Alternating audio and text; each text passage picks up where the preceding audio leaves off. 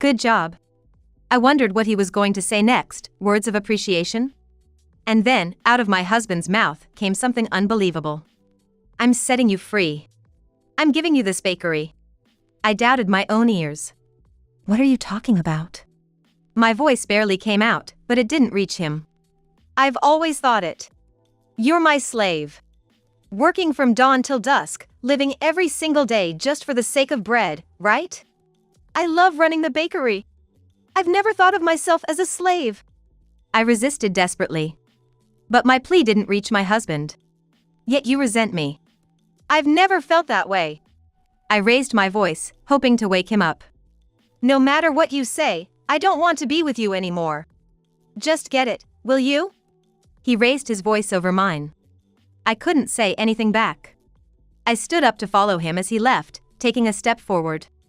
The next moment, I tripped over something and felt myself falling. As I lost consciousness, I thought I heard my husband calling my name. The alarm clock rings at 5 a.m., the usual time. The bakery mornings are early. No, since my husband, Mark, starts preparing at 3 a.m., I'm actually taking it easy. I wash my face, get ready quickly, and head down to the workshop on the first floor. As I open the door, my husband is silently kneading the dough. Good morning. I greet him and start to help.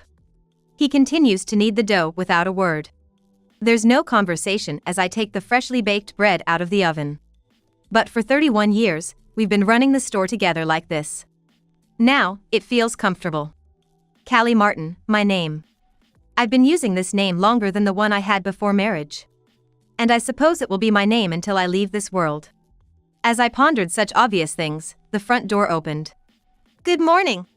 It's still pretty chilly today, huh? My niece, Rachel, came in.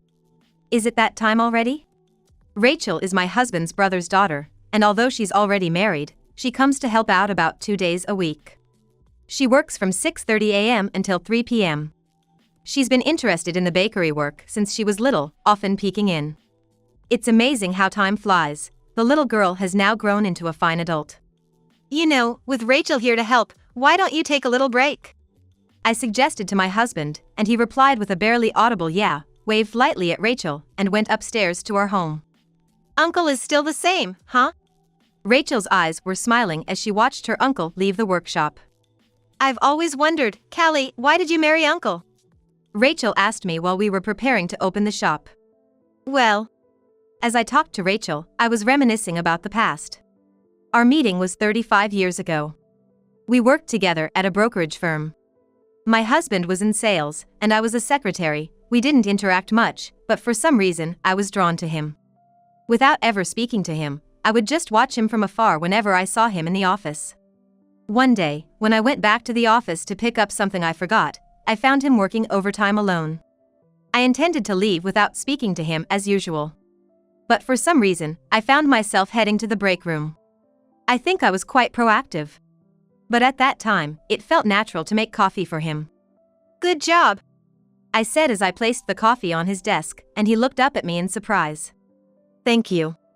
After he said that, a silence fell. Suddenly feeling embarrassed, I turned my back on him and hurried away from the spot.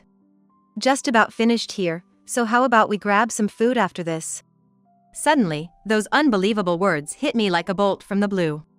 Huh? I turned around, but his gaze was not on me but on his desk. Could I have misheard? As I stood there confused, he spoke again. Please wait for me at the cafe downstairs. Yes. I nodded and walked away. I tried to calm my breathing as I took the elevator down. In the cafe on the ground floor of the building, I could see a few people from the same company, but I wondered if it was really okay for me to wait here. A mix of happiness and anxiety made me forget to even sip the orange juice I had ordered. Just before closing at 8 p.m. He arrived, panting. It took longer than I expected. No, that's not it. Sorry to keep you waiting. His flustered state was so amusing that I couldn't help but laugh. I'm starving. Where are you taking me? From that day on, my husband and I began to go out for meals together occasionally. The first place he took me was his favorite diner. Talk about no frills. After saying that, I changed the subject. The proposal is a secret to everyone. I've treasured it in my heart like a precious gem all this time. Well, it's almost time to open. The clock was about to strike 7 a.m. Our shop is in a shopping district. It's not as bustling as it used to be, but being close to the station, we still get a decent number of customers. It's just a regular town bakery, nothing famous or special. A customer from when my husband worked at a brokerage firm introduced us to this store. It was a turnkey shop, but it was enough for us. I was surprised when I first heard my husband wanted to start a bakery. Having watched my husband grow increasingly worn out from the excessive quotas at the brokerage firm, I quickly agreed when he suggested starting a bakery. He quit his job first and went to culinary school to learn baking, while I stayed at my job a bit longer to save up some startup capital. We didn't even have a wedding ceremony. Instead, we focused on opening our bakery, which we achieved about 30 years ago. My husband, the silent craftsman, and me, the cheerful face of our bakery. Everything was a first for us, and it was all quite challenging. Yet, I worked tirelessly, feeling fulfilled. Without the means to hire additional staff, we worked from dawn till dusk. Despite this, I became pregnant. My husband wanted to hire help so I wouldn't overexert myself, but I objected. I didn't want anyone else meddling in our store. I can see now that such pride was unnecessary, but back then, I was stubborn. And then, as if punished, the precious life inside me was lost. Moreover, I became unable to conceive again. I was engulfed in despair, not knowing how long I spent crying. Seeing me like this, my husband murmured, "I should have insisted on stopping you.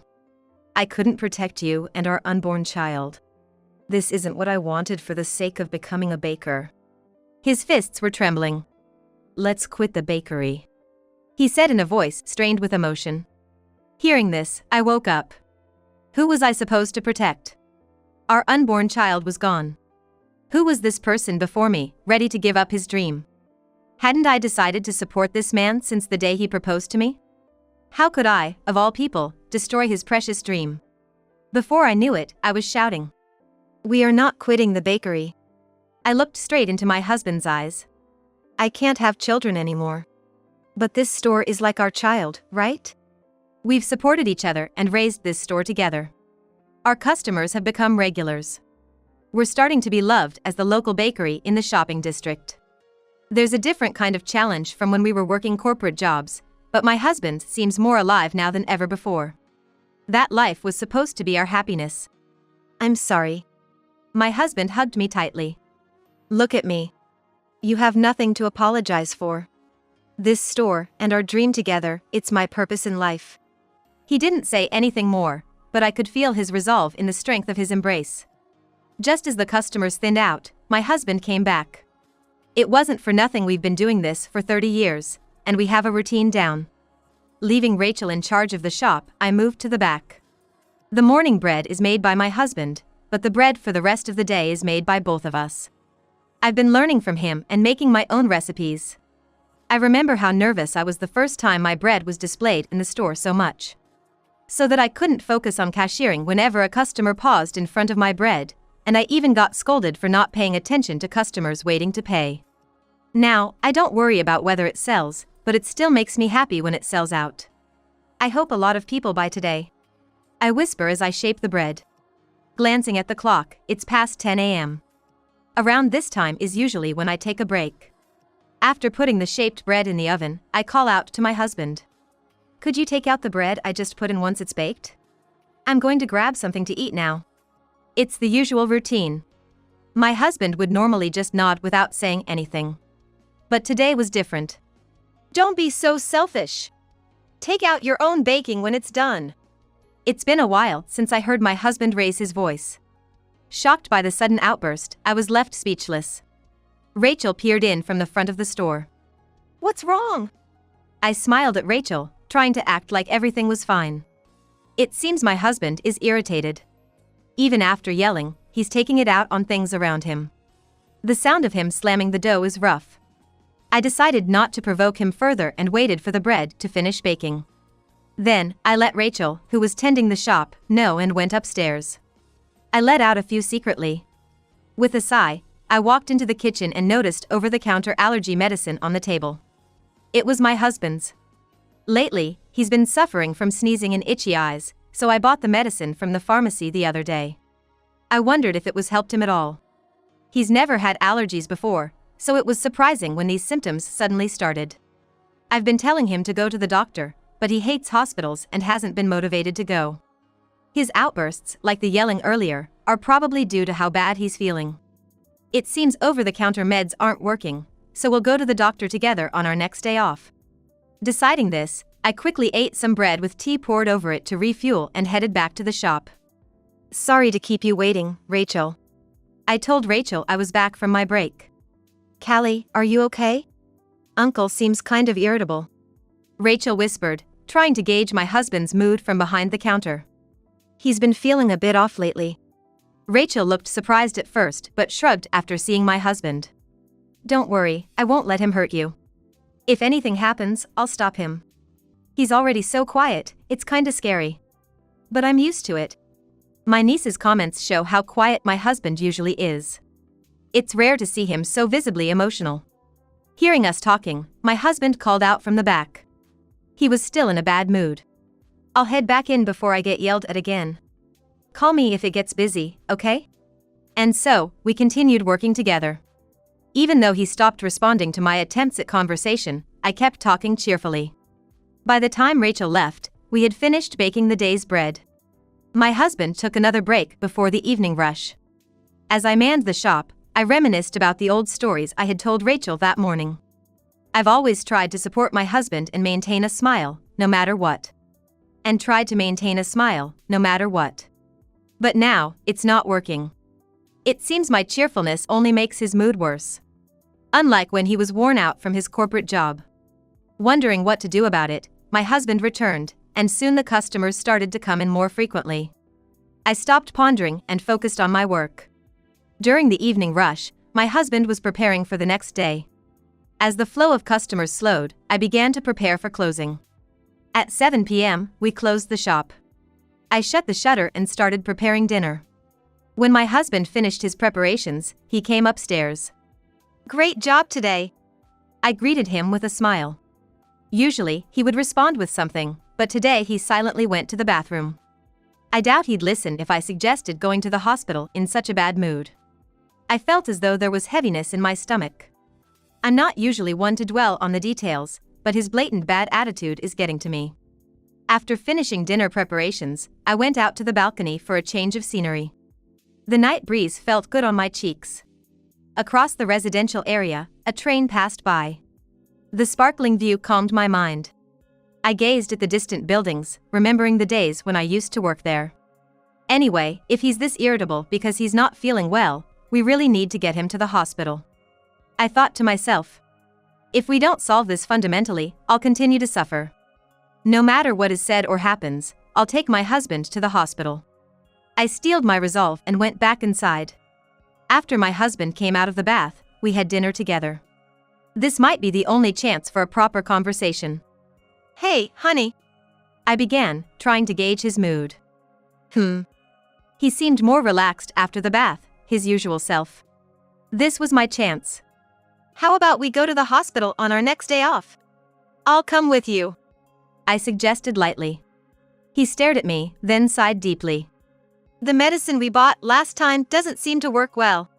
We're not getting any younger, so just to be safe, okay? Please. I tried to sound endearing, despite our age. He looked away and sighed again. Deeper and longer this time.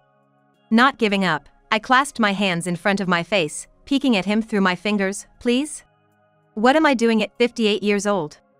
Just as I was about to retreat, he finally spoke. All right. What? I thought I had misheard, but I hadn't. All right, but try to speak more like your age. Surprisingly, he agreed to go to the hospital. A woman is always a maiden at heart, no matter her age. My usual cheerfulness returned. After thanking him brightly, I went back to the shop to check on the sales.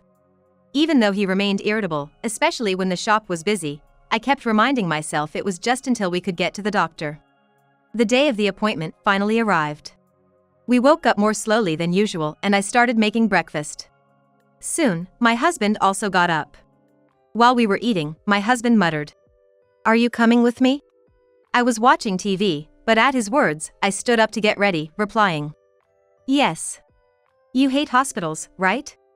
I thought it'd be better if we went together." As I placed our finished dishes in the sink, a loud bang came from behind me. Turning around, it seemed my husband had slammed the table. "What's wrong?" I tried to peer at his face, but his finger scratched against my cheek.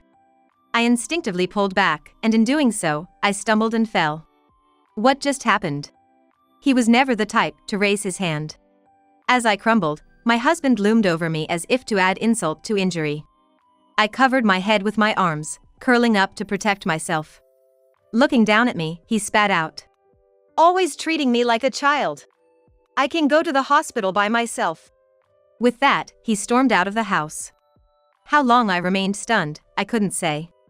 The sound of a single water droplet from the sink snapped me back to reality. Despite his irritability and harsh words, I accepted him entirely, wanting to be by his side. Was my support just selfishness? He was a kind man, silent but gentle. I knew the man who smiled softly at flowers blooming on the roadside and birds perched on power lines. Starting the bakery was about making people happy and spreading joy. His hands, when kneading dough, were supposed to embody that intention. I never thought the same hands would be used to hurt me. I couldn't believe it. No, I didn't want to believe it. Once we visit the hospital and find out it's nothing serious, he'll surely return to his usual self. Even if he apologizes, I might pretend to stay mad for a while. Once his condition improves, I'll let him take me out for a nice meal as a way of making up. I wonder if that diner where we first went out to eat is still open. In those times, I had no way of knowing. I was about to face something even more tragic. My husband, who should have been at the hospital first thing in the morning, didn't return until the evening. I thought he might have been killing time somewhere, feeling awkward about having lashed out at me, since it wasn't anything serious. But after dropping his bag at home, he immediately went down to the shop. I guessed he was still feeling awkward. Trying to change the mood, I decided to approach him, heading down the stairs. The sound of banging and clattering came from the workshop. Preparing for tomorrow? But it was unusually loud. Peeking in, I was shocked. "What are you doing?" My husband was throwing his baking tools onto the floor in a rage. I tried desperately to stop him, but I was no match for his strength and ended up slumped on the floor. "Stop it, please!" Lacking physical strength, I shouted as loudly as I could. My voice seemed to reach him, and he stopped, panting heavily, and slowly turned to look at me. His eyes were filled with resentment and sadness. "What happened?" I asked gently, trying not to provoke him further. After recognizing me in tears, he started laughing. It was as if something evil had possessed him. Even a sense of madness. "What's going on?" The man before me was no longer the husband I knew. It felt like I was facing a stranger. Grinning, he said to me, "Well done." I wondered what he would say next, words of appreciation. Then, unbelievable words came out of his mouth. "I'm setting you free. I'm giving you this bakery." I couldn't believe my ears.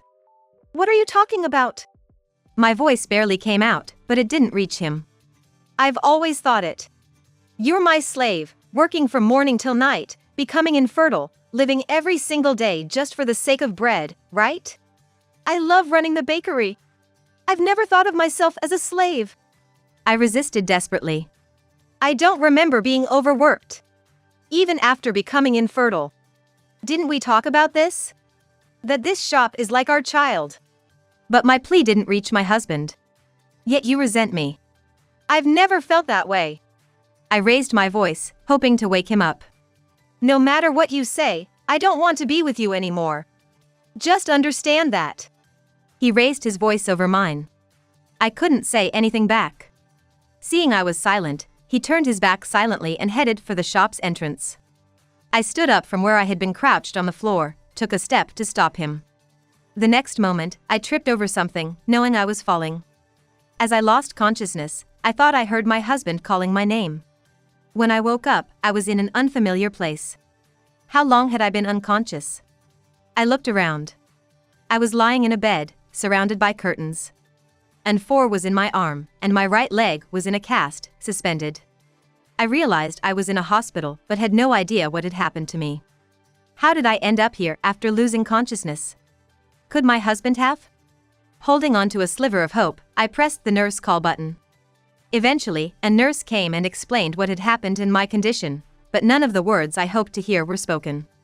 The hospital had tried to contact my husband, but they couldn't reach him no matter how many times they called.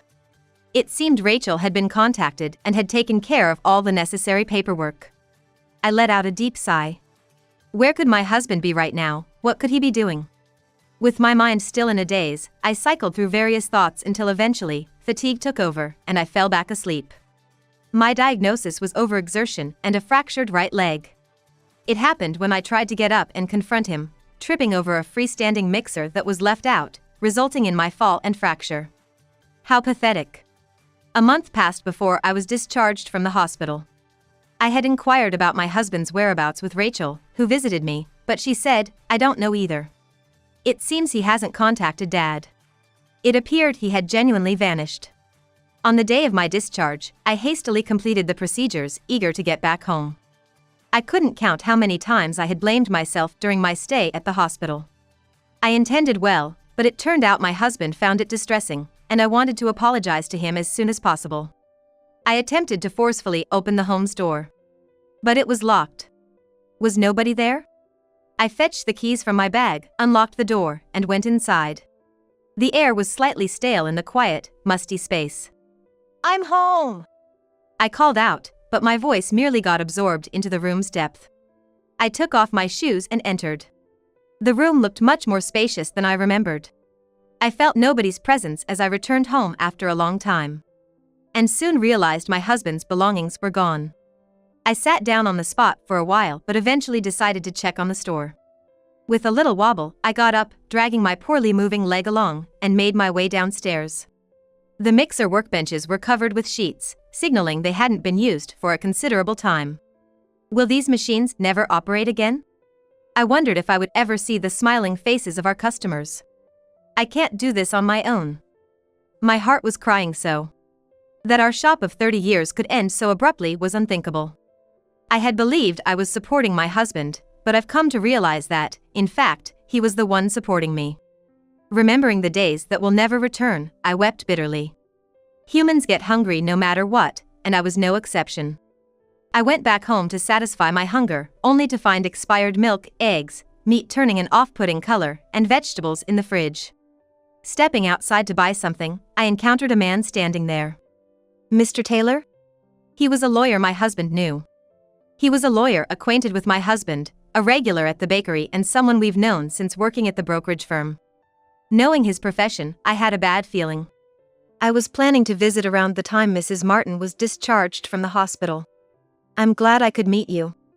I didn't want to meet him. Unable to say this outright, I could only muster a forced smile. We entered a cafe on the shopping street. The owner, whether he knew the situation or not, acted in an unusually formal way towards us. As our coffee was served, Mr. Taylor began to speak. "I've been entrusted with this for you." He handed me an envelope.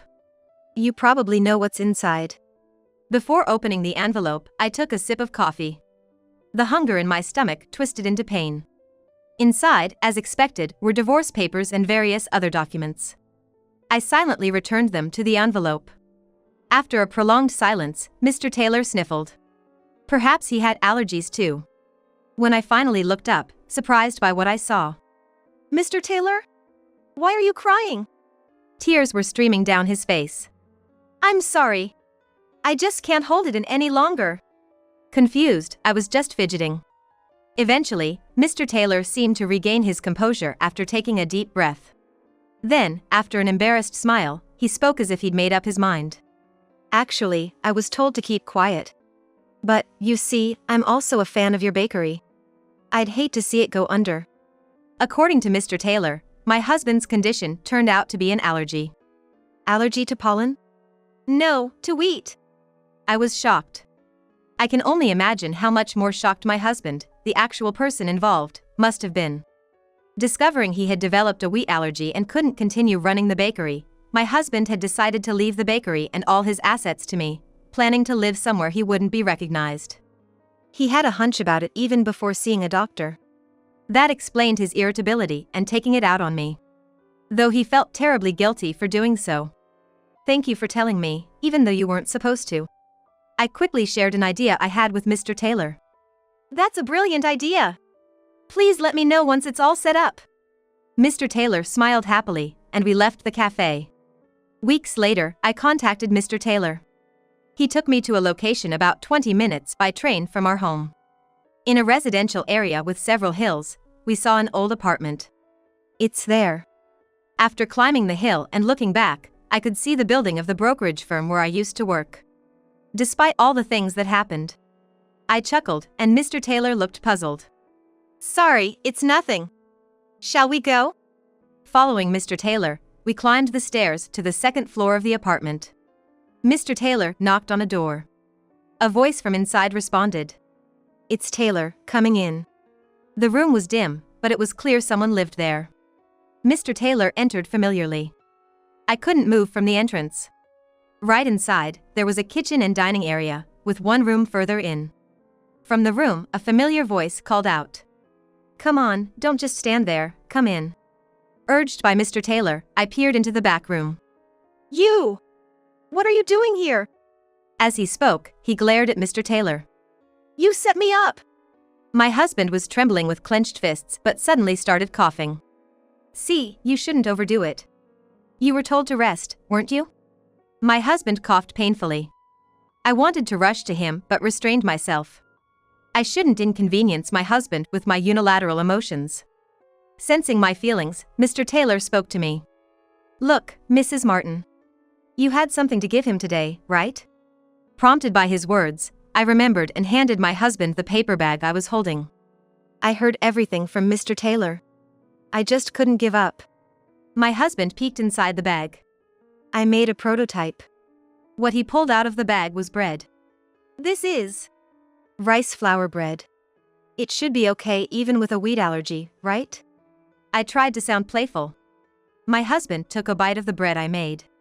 I could see his expression brighten instantly. Maybe we don't have to give up the bakery or get divorced, right? In the dimly lit room, I clearly saw tears glistening on my husband's cheeks. Years later. The alarm goes off at 7 a.m. Downstairs in the shop, work had already started. I got ready and headed down to the workshop. Shall we switch? I took over the work from my husband. It's been a few years since then, but our bakery is still running. However, it's not a wheat bakery anymore, it's a rice flour bakery. Rice flour bread made by a wheat allergic owner has been featured in the media, and now we have customers coming from far away. Good morning. It's still cold, isn't it? But I'm glad you pushed back the opening time, it really helps. Rachel, who has had a child and leaves them with her husband's parents, still comes to help out. She's also started making bread in the workshop. As we prepared the dough together, we reminisced about old times. I still want to hear about the proposal. I told you, it's a secret. When my husband came back to the shop, he said the same words he had during his proposal. He probably doesn't remember. I couldn't help but chuckle. Callie, you just remembered and laughed, didn't you? Rachel teased. Come on, stop laughing and focus on the prep. Rachel muttered in agreement. Those words are my treasure. Now and forever. Please continue to light up my life with your brightness.